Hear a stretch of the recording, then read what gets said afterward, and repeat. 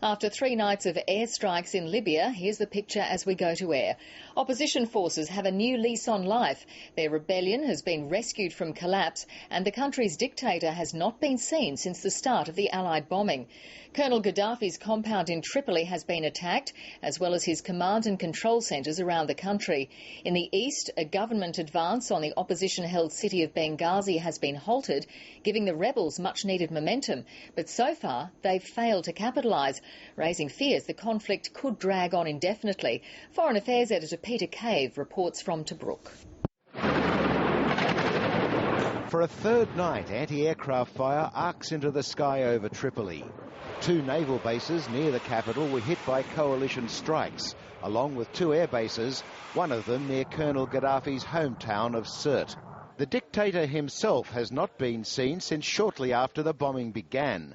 It's not clear if he's still in his compound, which was bombed 2 days ago, but his adoring supporters are rallying there to protect him. Libyan officials say there were more civilian casualties overnight. You saw last night how a rocket was directed at the headquarters of the leader. This is not a military place. It doesn't have weapons. It doesn't supply weapons. It's an official building.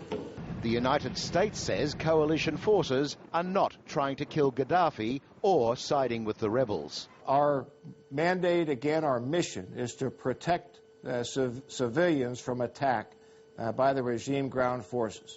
Our mission is not to support any opposition forces.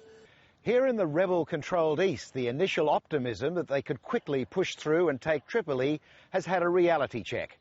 While families flocked to see the damage done by the coalition jets to the government's tanks and artillery on the road to Benghazi, rebel forces pushed up that road, expecting to take the first town on the road to Tripoli with ease.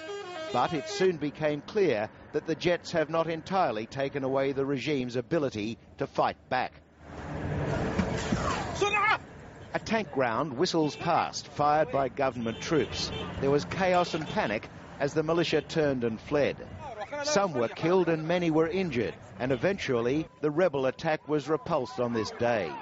But the rebels say it's a temporary setback, and the attack on Ajdabiya and onwards towards Tripoli will continue in the days, weeks and months to come. Peter Cave, ABC News, Tobruk.